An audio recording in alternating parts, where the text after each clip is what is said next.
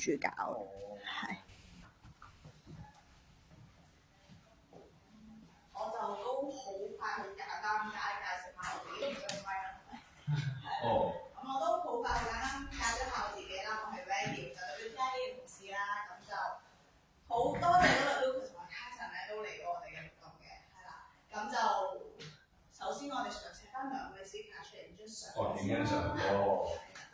我哋而家影張相。我哋要喺邊度？可以企喺個 background。好 OK。你住啊，3、2、1，好3、2、1，3、2、1 ，OK。好。係呢個相。OK。好 ，thank you，唔該。咁我就都直接俾阿 Carson 你講。OK。哦，好啊，好啊，都冇問題。好。我哋應該陣間會做翻多人嘅。哦，冇問題啊，冇問題。咁我呢度，咁我開始㗎咯。係，咁先乜啫？好，冇問題。咁啊，大家好啦，咁啊線上嘅朋友好啦，咁啊現場嘅朋友大家好啦。咁我叫 Carson，係嚟自 AWS 嘅 Partner Solutions Architect。咁今日咧其實都非常之感謝 WPI 啊，感謝 Andy 嘅邀請。咁我哋今日咧個主題係講 AIoT 咁但係就 AI 咧其實就傳播咗好耐啦。咁但係近年咧就講多啲係 Gen AI 嘅部分 Generative AI。咁所以我哋今日個 topic 咧，反而我想精進少少就係，不如我哋直接講 Gen AIoT 咁樣。咁啊越鋪越長啦，雖然咁，但係就Gen AI 我相信大家一定會有用嘅。咁啊 Numeta 係比較普遍嘅 model 嘅 access 啦，點樣去同個 model 去溝通，去攞一啲資料啦，又甚至乎點樣去同唔同嘅 system 去溝通，去做一啲 agent 嘅角色啦，我哋叫 agentic 嘅部分咧。咁亦都係近年Numeta AWS 啦，定係我諗 technology 嘅業界都比較注重嘅部分。咁所以今日15分鐘嘅時間咧，就會最主要講兩樣嘢嘅。咁咧一樣咧就係、究竟我哋 observe 嘅 IoT 嘅 customer， 佢哋喺 Gen AI 嘅部分有啲咩 top 嘅 use case 咧？第二個部分咧就係、even though 佢有 top use case， 咁後邊咧其實係有一啲技術嘅背景嘅，例如可能係我哋會講到 Gen BI 啦。可能係撳星星。好 OK， 咁我哋會講下就係 top use case 啦，同埋講下 RAG and Gen BI 究竟喺AWS 上邊係點樣運作嘅。咁但係 beforehand 咧，即係都俾大家了解下 AWS 啦。可能大家雖然有聽過名，咁但係咧其實都 briefly 咁講下就係佢係雲端嘅提供者啦。咁亦都係連續14年咧係被加拿評為最即係叫 top 嘅 cloud leaders 啦。咁其實我哋咧喺 IoT 嘅身份就有啲有趣嘅，因為我哋就比較少咧雲端咁啊比較少係 provide 一啲 hardware 嘅東西。咁所以往往我哋做嘅 infrastructure 或者提供一啲 service 咧，往往都係點樣連結一啲 IoT 啦，或者 IoT 後邊我哋一啲 data 落翻嚟嘅時候，點樣去做 streaming 啦，點樣去做分析。咁所以可能我哋今次嘅導向咧，即係喺我個 part 咧，就多少少係 after IoT 我哋有晒啲 device 有晒啲 connection 之後，點樣用 Gen AI 啦，用 data streaming 去創造價值啦。咁我就係 from AWS 嘅solution architect 嘅同事啦。咁我就5年前 join 咗 AWS 啦，咁啊幾個 role 都有做過。咁啊，如果大家有興趣，線上朋友或者現場朋友有興趣咧，都可以歡迎聯絡啦。如果你有一啲特別嘅問題，咁我都開場白就講少少，因為咧其實 IoT 呢啲 device 或者數據上面咧，其實永遠會自增無多嘅，因為始終我哋越嚟越多科技，越嚟越多唔同嘅一啲 device 出現咗啦。咁其實 IoT 嗰個等於咧就係等於 data， 你越嚟越多 data， 你先會有創造價值嘅機會。咁所以我哋睇到2030年啦，我哋都睇到嗰個 total connected device 都會去到28.5 B 嘅 device。咁啊 device 越嚟越多，代表咗要有一個強勁嘅 infrastructure 去 connect with 啲 device 啦 ，stream 一啲 device 嘅 data 啦，同埋去做 processing。咁所以咧喺 AWS 上邊即係喺雲端提供者、供應者 cloud 嘅 provider 角度，點樣去睇呢件事咧？我哋首先喺左下角，我哋就想 provide 一啲強力嘅、強大嘅 connectivity 嘅 platform 啦。例如可能話，我哋點樣將唔同嘅 IoT device 喺後面我哋去 connect。咁有其中一個 service 叫 IoT Core。咁咁就容許唔同嘅 IoT device 亦都可以以唔同 protocol 實到 Meta 嘅 HTTPS 啦、MQTT 等等嘅 protocols， 佢都可以更加 manage 嘅方式去做嗰個 connectivity。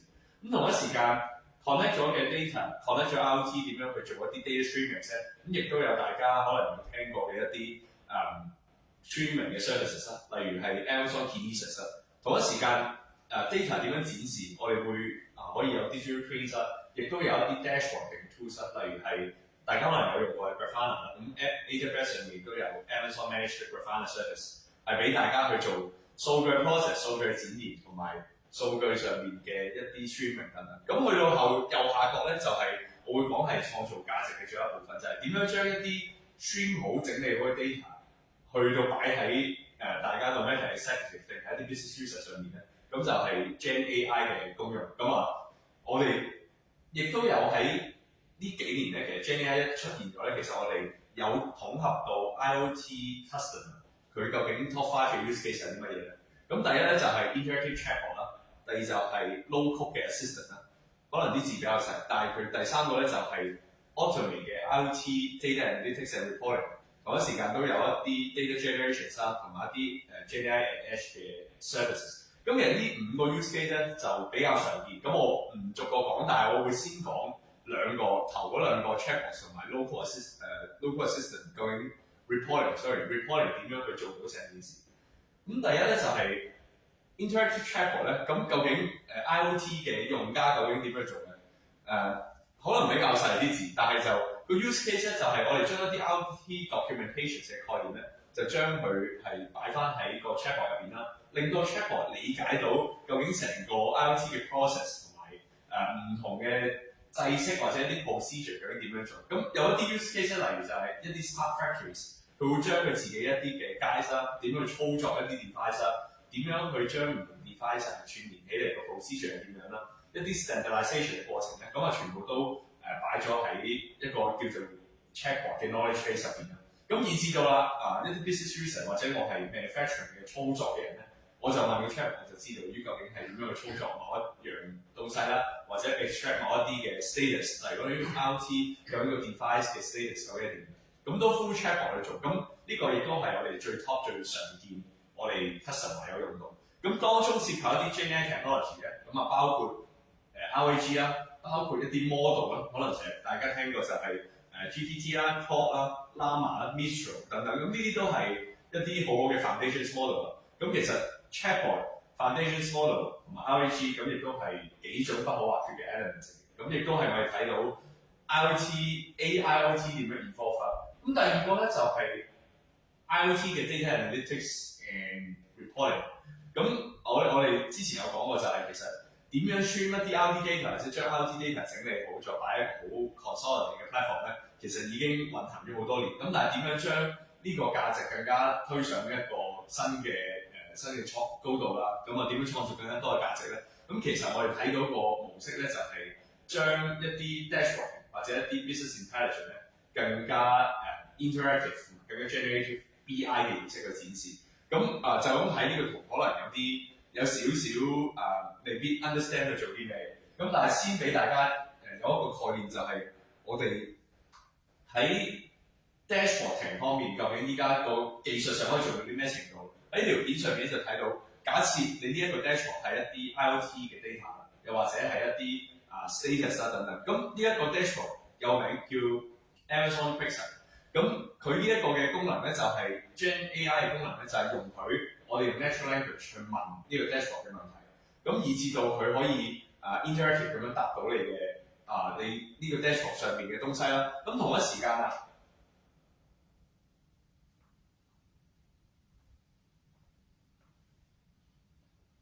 可以俾你用佢哋用 natural language 嘅問題。咁同一時間，如果你係一個 data 嘅 builder， 你想 build 一個咁樣嘅 dashboard，你係可以用natural language 嘅形式去 build 一啲新嘅 chart 啦，唔同嘅 combinations 啦等等。咁甚至乎有一啲 IoT 專屬嘅 calculation field， 可能係一啲你專屬嘅 geo 啊、schema 等等。咁其實依家都可以通過Gen AI 嘅形式啦，用 natural language 嘅形式咧去創造出嚟。咁其實呢一個亦都係有少少顛覆咗 IoT data analytics 去到最後邊嗰部分。究竟點樣去做一個 visualization 嗰部分咧？咁 GenAI 其實有少少改變緊呢個業界嘅生態。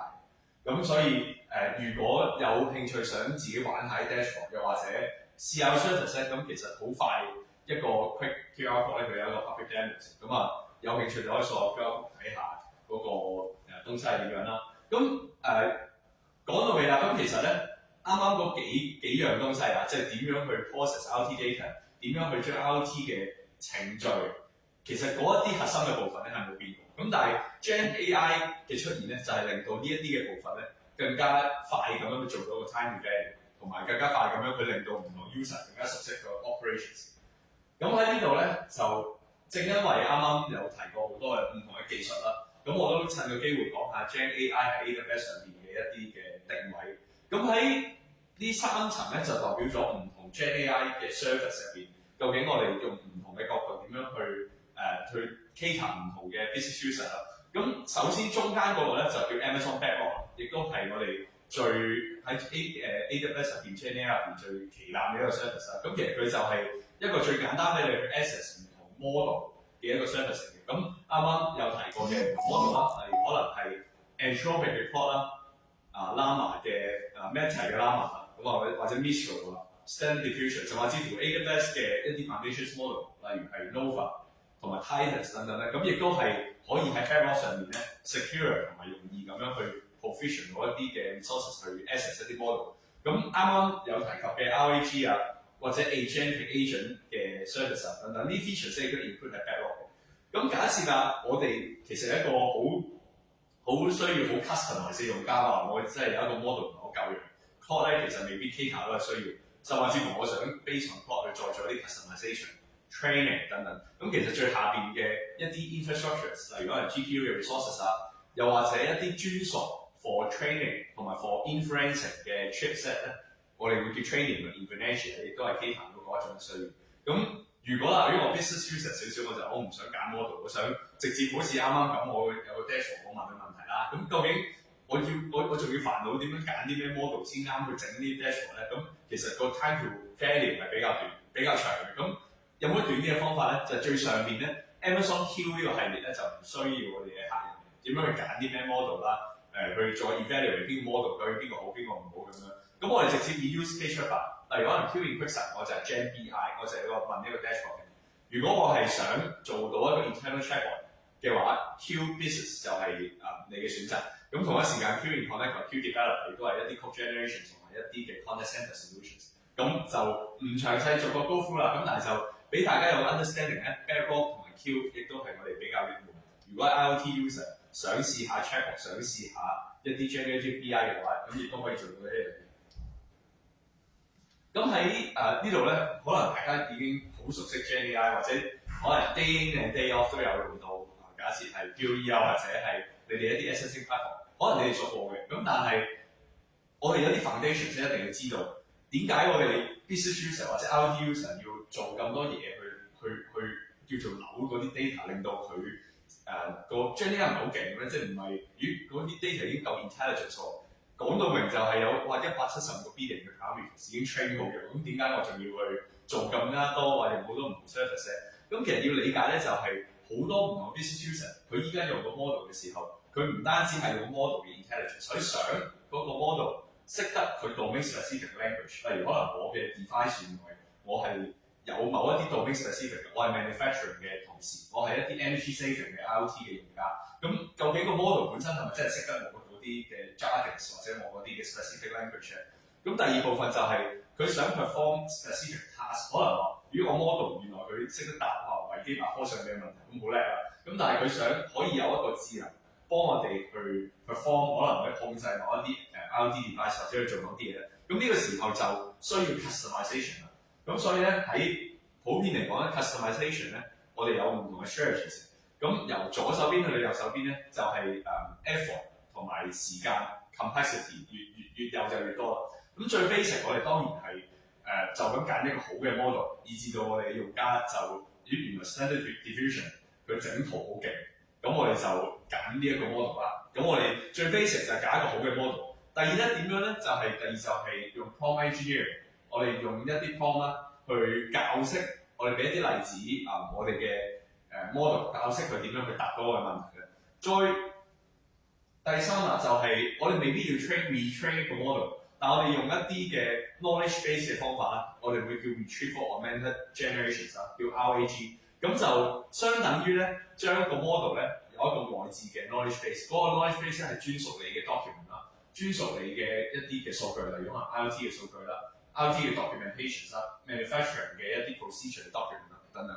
咁 RAG 就等於幫你外接咗一個extra 嘅大腦。咁當然啦，如果你話，如果我想我嘅model 真係識得晒我嗰個行業或者我嘅 language 嘅東西。model 嘅 fine tuning 同埋 retraining 亦都係 available。咁當然啦，相對地有 trade off， 即係你嘅投入嘅時間會多與少啦。咁呢個亦都 RAG 我哋睇到咧，亦都係啱啱所講 chatbot 啦，又或者係 Gen BI data analytics 咧，會多啲會遇到嘅。咁喺技術上點樣做咧？首先咧，我哋喺 RAG 上面咧，我哋會有一啲 data 啦。啲 data 我以一個 manufacturing 嘅 documentation 為例，我有一個30幾頁嘅機械操作或者點樣安裝某一啲嘅 device。咁我哋會將佢咧就分成一個嘅細格，咁我哋叫 chunk 啦。咁當然啦，嗰啲細格咧入邊其實我哋要將佢咧要做一個動作叫做 embedding。咁個 embedding 咧就係將一啲文字變咗做一啲嘅數目字啦，用一啲 numeric 嘅方法咧去展現翻嗰段文字啦。咁我哋將一個好多文字嘅地方我哋叫 factor， 咁我哋就將呢一啲嘅由原本30幾頁嘅一個 user guide， 我哋變咗做一堆嘅數字啦。咁我啲數字就係 factor 啦。咁我哋變咗 factor 嘅時候咧，咁右手邊紅色嗰部分咧就係當個 user 我要問一個 chatbot， 我就話：我想問下，如果我想安裝呢一個嘅空氣監察器，究竟佢嘅程序係點樣咧？佢就會將呢個問題咧都變成數目字。咁然之後啦，我哋就會用一啲 mathematical 嘅方法，一啲 algorithm 去將唔同 factor 之間去比較嘅 similarity。例如可能話，如果我就 exactly 就係想問點樣安裝呢個裝置。咁原來 user guide 第2版係有講過個裝置係點樣去安裝嘅。咁原來佢哋兩個個問題咧，佢哋個數學嘅關係最多，咁佢哋就會俾翻一個 result 就話最相近嘅 chunk 究竟係點樣。咁再用一啲大語言模型啦，即係呢度可能展現就係 anthropic 嘅 code， 就將嗰個回答咧變咗一啲更加 conversation 同埋人性化嘅東西，咁俾翻個 check 個 user。咁呢個就係 RAG 啱啱所講外接 noise base 嗰個大腦嗰個運作。咁而呢一個部分咧，咁有兩個比較大嘅東西啦。咁一個就係做 embedding 啦，即係將文字變數字啦。第二個就係點樣去儲一啲數目字一啲 factor， 亦都係兩個比較關鍵嘅因素。咁而喺 AWS 上邊咧，去做咗 chunking 啦，同埋做 embedding 呢個部分咧，已經係一個我哋會叫 managed service， 就唔需要話，如果我哋要點樣去做更加多嘅 development effort 去做到個 chunking， 而係我哋亦都 default 咗有一啲 embedding model 啦，同埋一啲 chunking 嘅 strategies 俾我哋用家更加容易咁樣去 perform 到 RAG 呢一個技術。咁而啱啱所講啦，有另外一個比較重要嘅，就係我哋點樣用一啲乜嘢好啲嘅方式去儲住啲 factor 咧。咁而我哋就有唔同嘅 factor store available 喺 Amazon Bedrock 上面嘅。咁假設你係一個本身已經有用緊一啲 relational database 嘅用家，例如可能係 PostgreSQL， 咁其實呢一啲嘅 DB engine 咧，佢後面亦都有一啲 searching 嘅功能。咁例如 PG Factor 啦 ，MongoDB 嘅 Agnes 咧，亦都係有相類似嘅 searching 嘅。咁同一時間啦，我哋如果你話我真係唔識搞啲咩 chunking， 點樣去做一啲 embedding， 點樣做 searching 咧？咁其實喺 AWS 上面，如果你用 Bedrock knowledge base 咧，你就咁入個 PDF 入去，用可能 S3 或者其他嘅 storage option 啦。咁你去再做個 conversion 咧，佢會 default 係一個 OpenSearch 嘅 service。咁佢喺入邊已經幫你 set 好咗咁default 係一個 RAG 嘅 functionality。咁呢個亦都係一個比較我哋會比較常見嘅一個做法啦。咁如果今日咧，即係我哋啱啱有講兩個 use case 啦，第一個咧就係chatbot 啦，第二個就係嗰個 dashboarding 嘅 Gen BI 功能。Gen BI 就固然可以喺啱啱個 QR code 或者呢一個 demo central.learn.pixel.online 入邊去試玩下，問佢問題。咁當然啦，如果你話另外一個 use case， 你係想試下點樣去 build 一個新嘅 chatbot 啦，by RAG，by 一啲你自己嘅 model assets 咧，咁你可以去 Amazon Bedrock 上面咧，其實佢有個 playground 同埋有一啲相對應 RAG 等等嘅服務嘅一啲試玩版嘅，咁可以上去問下唔同 model 嘅問題啦。咁同一時間你試咗邊個 model 好，或者你用 RAG 嘅技術越嚟越純熟嘅話，亦都幫助到你未來點樣去處理 IoT data 同埋處理 IoT 相關嘅俾你 time to value 嘅一啲部分。咁所以呢兩個 resources 咧就希望今日短15分鐘嘅sharing 咧就幫到大家。係咁如果大家有即係 online 嘅朋友啦，又或者現場朋友有任何問題都 feel free 去 connect 咁就感謝大家。OK。咁我就留呢個版面一陣，咁就有興趣嘅朋友可以留低個 contact， 咁就可以聯絡 customer 嘅問題啦。咁同埋如果有興趣嘅朋友都可以上翻 AWS Backlog 嗰度試下玩下啲 model。咁下一位我哋就有請 Technine 嘅 Lucas 出嚟為我哋做分享。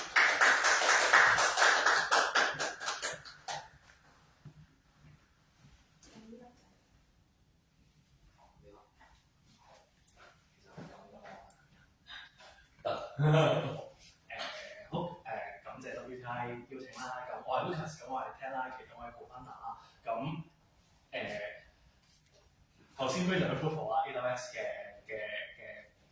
service 嘅介紹啦，非常之 deep in deep 啦。我自己都係其中一個用家嚟嘅，我都有用裏邊好多唔同嘅 solution 啦，亦都用佢裏面嘅 solution 去 deliver 啲product 啊 solution 俾我啲客戶咁樣嘅。咁今日咧想同大家分享少少咧，就係關於其實我都明提咗 GenAI 㗎啦，咁就係GenAI 啦，點樣帶我哋嘅IoT 或者帶我哋，因為我特別其實 focus on 好多 property management 嘅 project 嘅，點樣將 property management 由我哋 IoT 嘅 signal 變成一啲 strategy， 甚至乎一啲 automation 咧咁樣。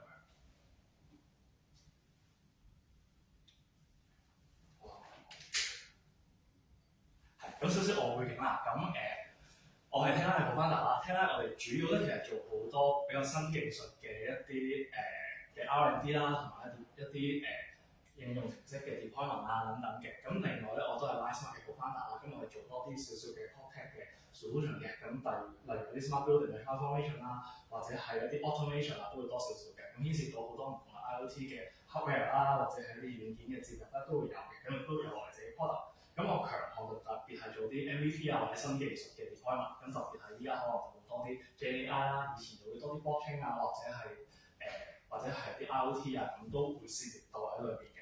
咁呢個係我之前有嘅 custom 啦 database 咁都仲有多個課程嘅。咁其實咧before 入去 IoT 啦或者 AI 咧，其實想帶少少我 focus 嗰個行業，其實佢哋因為有需求，啲技術先有用嘅嘛。其實我哋呢行發生咗咩事咧？物管呢行其實 building 呢行發生咩事咧？其實有一個大概念推出嚟嘅，就係一個我哋叫做 joint property management 嘅概念啦，聯廈聯管嘅概念啦。其實政府又好，或者大發展商或者係物管都好咧，其實佢哋好想將一啲本身散落喺每一個 size 裏每一棟樓嘅物業管理工作，統整佢一個 central 嘅control，咁令到可以達至一啲慳到人手啦，慳到 cost 啦，令到更加 efficient 啦，或者可以有啲實時嘅 data-driven 嘅 report 可以遙控睇到，都係佢哋嘅需求嚟嘅。咁其實整體嚟講，佢哋喺想用少啲成本嘅情況底下咧，又想個 user experience 好啲，呢個係佢哋依家好需要嘅需求嚟嘅。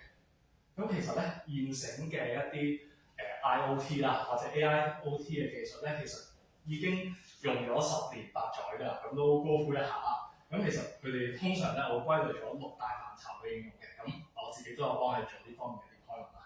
咁例如係一啲 predictive 嘅 maintenance， 我想估現場，譬如一啲 lead 嘅 model 啊，或者一啲喉啊等等，佢幾時佢會有啲defect 有問題，其實我透過裝啲 vibration sensor， 再加啲 AI 嘅技術，我可以分析到佢 vibration 嘅 pattern 改變，其實我預測到佢幾時會出現一啲問題，咁再做一啲提醒咁樣。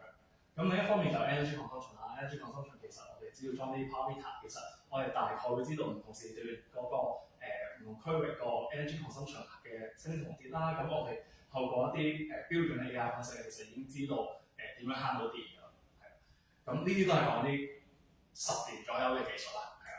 咁然後喺監測方面咧，其實大家日常生活就會接觸得最多嘅。咁例如係一啲face recognition，每日大家可能用人臉識別去做出入啦，或者去機場，其實大家依家都唔需要再攞個護照出嚟㗎。其實你照一照個樣就已經出入到，其實都係一啲人臉識別再加一啲 IoT 技術啦。所謂 IoT 就係諗嗰啲access control 嘅技術喺裏邊，咁樣諗埋一齊去展現到令到個 operation 更加順暢咁樣啦。咁另外就啲 traffic management 啦，咁其實用得最多就我其中個客戶啦，警務處用得最多啦。其實佢哋 mon 曬喺唔同地方嘅人流啊，特別係啲人多嘅時候啦，咁譬如年宵啊等等，其實對呢啲數據對嚟講好緊要。點樣去預測到幾時要派幾多人手去落場去工作啊等等，咁都會用得非常之多啦。咁另外就係一啲locational base 嘅 tracking 啦，都會用到嘅。咁然後就係一啲可能房間啊，或者係一啲空間嘅 occupation rate 啊等等，其實都會透過 IoT 加 AI 技術去分析。咁但係咧，啱啱講呢堆嘢咧，其實都非常之舊、非常之老舊嘅技術啦。咁講到都唔係好想提咁樣啦。咁其實橫空出世啦，上年、前年啦開始咧就 GenAI 啦。咁GenAI 到底佢為咗我哋，佢為我哋 IoT 或者 AIoT 咧，其實帶嚟咗一啲變化嘅。咁可以先了解佢傳統 AI 啦，籠統嚟講傳統 AI 同埋 GenAI 佢哋分別係啲乜嘢咧？其實佢哋目標係好唔同嘅。傳統 AI 好多時係幫我哋解決一啲 single purpose 嘅問題，佢 design 出嚟就係解決一件事。而 GenAI 係可以幫我哋好闊咁樣解決一啲問題。咁佢因為佢有個闊嘅 context window 啊，咁所以佢可以做到好多唔同嘅理解一件事，喺唔同層面上面理解一件事啦。咁然後佢嘅 input 傳統 AI 其實好啱啱講好單向嘅，你一定要好 structure 咗俾佢，佢先會食到知道嗰件事發生咩事。但係 GenAI 唔係，其實佢比較 generic，有好多 predefine 嘅方面佢都食到。當然啦，咁係咪乜嘢方面你都執晒俾佢咧？咁又未必係啦，咁有 diffusion 嘅問題啦。咁但係的確佢嘅包容性係會高少少咯。咁然後 output 其實傳統 AI 係好多 predefine 嘅 output，你 train 咗佢做咩 purpose 係咩 purpose， 但係 GenAI 其實佢會幫你諗多一步，你可以行闊少少，佢會俾咗一啲你意想之外嘅 suggestion 嚟嘅，而你人腦未必諗到。咁然後所以就係佢嘅 flexibility多少少啊咁樣啦。咁所以咧就總結咧就係 GenAI 咧佢可以幫手做到啲預測性嘅一啲 prediction 出嚟，咁就係傳統 AI 都會做到嘅，但係就好單向一啲 pre-train 嘅方式先得啦。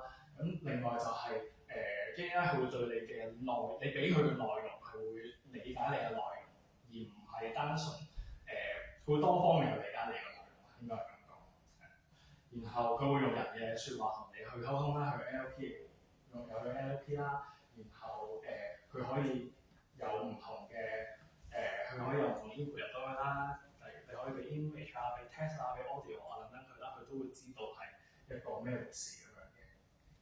咁然後咧，佢仲有特點咧，就係透過頭先啦，譬如跟 Amazon 嘅計劃咁樣啦，我就可以 flexible 少少去接入其他唔同系統嘅接口咁樣啦，有唔同 API 可以接到啦咁樣。咁所以咧去到呢個維度咧，其實AI 慢慢會變成我哋日常營運嘅一個 assistant。咁但係佢係咪淨係止步於個 assistant 咁簡單咧？咁最近好 topic 嘅其實個 MCP 嘅一個 protocol 啦概念啦，咁其實講緊乜嘢咧？有一堆唔係人體嘅字啦上面，咁其實就係講緊一個 protocol 一個程式一個協議。其實我哋嘅 GenAI 咧可以，佢依家手頭上面有兩大工具，就係佢一個特點就係佢有記憶，佢就啱卡神分享啦，就係其實透過佢譬如個 RAG 咁啦，佢開始記得或者會去理解發生咗咩事，佢唔再好線性單一咁樣去處理一件事，佢會去嘗試理解同埋跨咗時間嘅維度去記得之前發生過咩事。第二就係佢啱啱都有講，就係佢有唔同嘅 API 接口，依家都仲需要好多人手去做接入啦。咁佢開始有工具啦，佢有隻手生嘅出嚟，佢可以係 let's say 我可以俾個 email 接口佢，我可以俾個機械接口佢，佢可以命令唔同嘅佢嘅手攞腳去做其他嘢。咁呢件事都發生緊。咁最後我哋呢個物管嘅行業啦，或者 property management 或者係 smart building 嘅呢個板塊，其實會演變咗成有好多自動化嘅出現。而呢個自動化係講緊唔係你叫佢做 A 就做 A，而係佢自己會執行一定程度嘅工序出嚟。可以舉少少例子啦。咁譬如用一啲用一個冷氣嘅系統去做一個例子啦。咁傳統嘅 AI 可能就係我有 sensor 去 mon 住個冷氣，佢幾時有啲mon 住 vibration， 知道大概幾時壞，或者 mon 住佢溫度，我知道幾時壞。咁然之後我預測到佢就快壞嘅時候啦，咁我就開個 task 出嚟叫我哋啲睇場可能去處理啦咁樣。咁但係去到我哋 GenAI 加個 MCP 概念嘅時候咧，就係、其實佢會除咗知道，喂佢就快壞嘅時候，其實佢會去佢自己嘅頭先講啦，佢嘅記憶裏邊咧，佢會揾下 historical 其實發生咗咩事咧？呢部冷氣或者佢周邊冷氣發生咗咩事咧？佢有冇之前我 send 嘅 alert 出嚟咧？佢呢排可能如果我有 fit 其他 data 咁樣，呢排氣温係點咧？等等，其實會開始理解周邊嘅呢啲事。咁最後就係佢會執行好多工作，佢當然佢會派 task assign technician 去維修啦。咁亦都佢會俾啲 insight on technician 話俾佢聽。頭先佢喺佢嘅腦海裏邊抄到咩 insight 出嚟，話俾 technician 聽。喂，原來你去嘅時候，佢可能我見過呢個類似嘅問題，之前發生過㗎啦。你可能帶埋呢啲工具去啦，咁佢會提到佢。咁呢個係其中一個落地啲展現嘅例子啦。咁另外一啲例子就係譬如一啲 visitor management 啦。咁傳統 sensor 可能或者系統可能就係會知道peak hour 有好多人或者預測到有好多人，然之後就可能 manual adjust 一啲叫見前台擺多啲 staff 去 support 佢哋啦，咁樣 support 個場咁樣啦。咁而去到 MCP 嘅世界，去到 GenAI 嘅世界咧，就係、佢可能會知道，佢都會知道依刻好多人，因為透過 sensor、透過 AI 嘅camera 等等。咁然之後佢會去揾 database analysis 嘅數據，睇翻會唔會有歷史以嚟咧發生過呢啲事啦。咁然後佢會做啲 suggestion，例如係佢可能 suggest 你調下個價錢啦。其實唔同嘅 booking price 可能係你人多嘅時候，不如你吞高個錢啦，佢自己可能幫你轉賣㗎，佢幫你直接話曬嗰啲 security staff 佢啦。咁好多呢啲咁 insight 佢會俾到你前線執行嘅同事咯。係咁所以GenAI 帶到俾我哋一啲 smart building，其實就係會帶到我哋可以好主動，更加主動去處理 operation。佢唔再係一個電腦一個 supporter 放喺度，其實佢係一個好好嘅工作合作夥伴，佢係慢慢會成為你重要嘅左右手咁樣啦。咁我哋資源調配亦都會更加聰明好多，因為我哋人腦始終有限，咁未必可以即刻分析到一啲 insight 出嚟，但係佢會留意到，佢會俾到你。咁同埋佢會減省到我哋好 manual work。頭先我哋可能頭先見 AWS 都係，我哋其實個 report 已經可以做到好大嘅，好人性化，根據你嘅需要做出嚟。但係裏邊嘅 workload 其實唔係好多，咁所以好多啲實際應用會幫大家慳到 cost。咁最後就係成個體驗會好咗嘅。咁但係講到咁會唔會啫？個 AI 依家呢個 moment 就可以做晒你啲工作咧？咁其實坦白講喺技術層面嚟講，自己開發都遇到好多障礙。其實有4個障礙啦，歸納嘅。第一個障礙就係 data privacy 問題或者啲 security 問題，因為其實個 AI agent 你始終會俾佢 access 到好多唔同嘅，一方面會俾 data 做 training，佢先學到做到呢啲 execution，但係另一方面其實呢啲 data 係有 permission 嘅問題。咁所以呢一方面點樣平衡咧？咁其實個 architecture 未係好 ready 去展現呢件事，特別係啲大 project 裏面或者政府嘅 project 裏面啦。咁另外就係佢對 context 嘅理解係咪準確咧？唔一定長期準確嘅。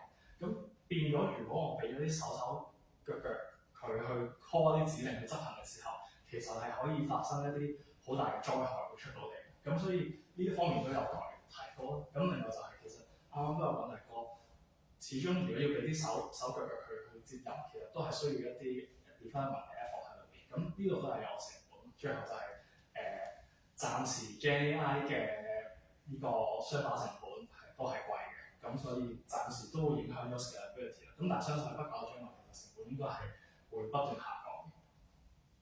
咁所以我哋其實成個 IoT， 我哋個 AIoT 啦，我哋 roadmap 係去到邊咧？咁盤古開初嘅時候，我哋就 IoT 啦，10幾年前啦。咁我哋收到啲數據翻嚟啦，咁我哋當時咧就可以做一啲可能係一啲 rule-based automation， 根據收到翻嚟嘅數據就 set 一啲唔同嘅 config 一條 rules 咁樣去行。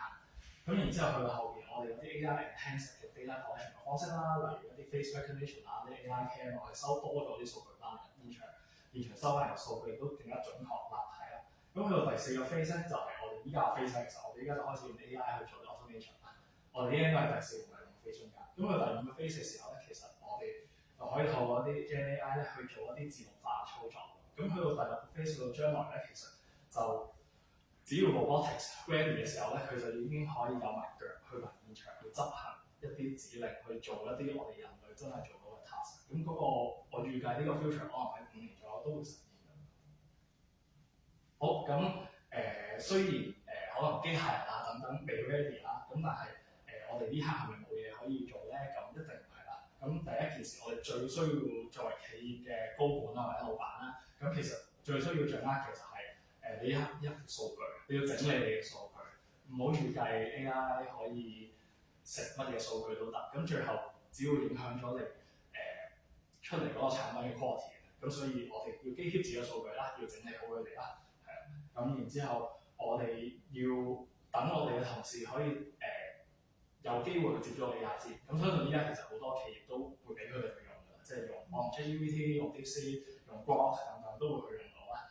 咁另外就係要慢慢 upgrade 我哋嘅系統啦。咁我哋嘅系統 upgrade 嘅時候，可能亦都要諗一諗將來嘅 plan 啦，就係我哋將來點樣呢啲系統係可以 fit in 到一啲 AI 嘅 model 啦。咁另外就係我哋用 AI 嘅時候，我哋都要制定一啲比較清晰嘅規則俾我哋 internal 做 internal control 啦。咁因為我哋譬如一啲敏感嘅數據 personal data， 我哋應該唔應該去一啲 public 嘅 AI agent 使用啦，咁呢啲都要留意啦。係啊，咁分享就差唔多去到呢度啦。咁其實就話少廣告啦。咁我 Lightspark 呢間公司咧，其實係主要係做一啲教樓幫佢做 digital transformation 嘅。咁我哋會做好多 workflow management 啦。咁依家其實都 keep 住我哋有2個 R&D 嘅重點啦。一個 R&D 嘅重點係點樣將啲 office 帶去 online 上面嘅。另一個重點就係我哋亦都打造緊一個 AI 嘅物管 property manager 出嚟。咁願景就係幾年之後有一個真實嘅機械人或者虛擬嘅人可以喺物管嘅世界度幫佢哋做一啲日常嘅工作，發出一啲指令，做一啲 management。咁今日分享係去到呢度，咁多謝。多謝。咁喺放大家 Q&A 或者放大家私底下交流下之前，我都買一個就係咧，我哋嚟緊 JSP， 即係我哋嚟緊呢一個 TechCon 咧，係咧我哋嚟緊5月6號咧場大型嘅 AI Summit嘅。咁就如你所見咧，其實 AWS Carson 都另外會有同事出席啦，係啦。咁你如果有興趣嘅話咧，可以聯絡翻我哋，拎翻一個優惠碼，咁我哋就會喺度登記翻就可以㗎啦，係啦。咁如果大家啲咩問題可以 feel free 咁同 Speaker 傾下啦，或者可以諮詢嘅朋友可以再另外 email 我哋可以幫你哋轉達問題俾啲 Speaker 嘅。咁我哋今日就去到咁多，多謝大家。大家可以 free 啲交流下。好，我有個問題想問。我而家我本身做教育嘅，即係做 STEM education 嘅，因為唔係好熟呢啲咁，所以咧有個問題想問就係關於 Lucas 即係啱啱物管個 case。我想問咧，我見嗰個而家一個 matrix 嘅 deferment，即係呢個。